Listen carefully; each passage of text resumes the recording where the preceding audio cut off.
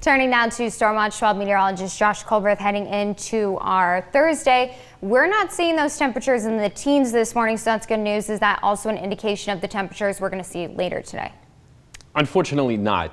We are going to be a little bit warmer than yesterday, but not by a very substantial clip. We're still going to be below average for this time of the year. But yes, we're not seeing those deep shades of blue like we saw yesterday morning. In fact, most of us are above freezing, especially on the east side, where typically we're below freezing for this time of the morning. Above freezing for Siskiyou County, mid-40s for the Rogue Valley, and mid to upper 40s there along the coastline. We are seeing just a few showers this morning, mainly in northern Jackson County. There's some more intense rain kind of off the coastline that we'll track here in a second with Stormcast. So you'll see that by the time that we get to the mid-morning, some of these yellows starting to arrive there along the coastline, representing some moderate to heavy rainfall. And of course, that'll spread inland throughout the course of the day. And by the time we get to lunchtime, it's mainly going to be the west side that's experiencing some of the rain and snow today. Will be in elevations mainly above 6,500 feet. And the mountains are really going to break up the rain today. Siskiyou County is going to kind of be left out of the fun a little bit. And to the east of the Cascades, we're really going to struggle to see any rainfall at all. And by the time we get to midnight, most of it's just going to be left over on the west side. And here comes yet another storm system for Friday, approaching from the northwest. That'll bring more rain chances late Friday, lingering into Saturday. Here's some of those projected rainfall totals throughout the next 48 hours.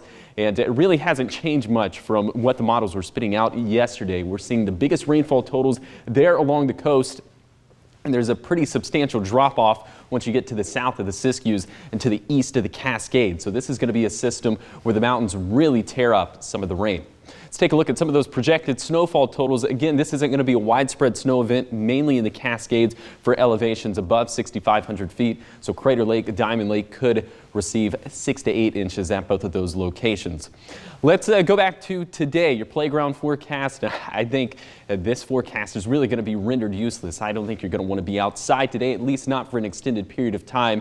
It's going to be very cool out there and very wet out there. So maybe just keep things inside for today.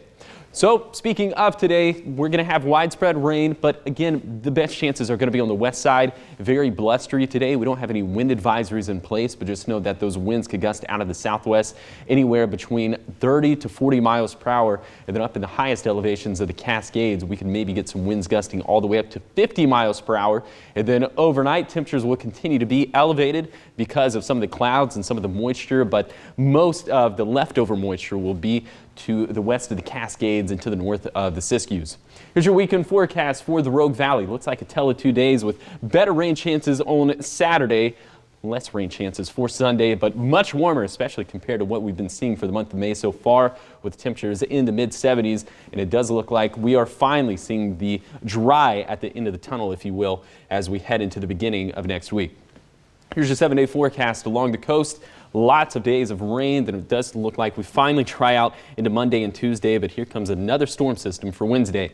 For Siskiyou County, maybe this morning starts off with a little bit of a wintry mix just because snow levels are going to be right around 4,000 feet to start off the day, but we are not expecting any substantial accumulations at all. Then for the east side, rain chances are going to be significantly less than some of the previous couple of days, but we're still keeping them around 20 to 30%.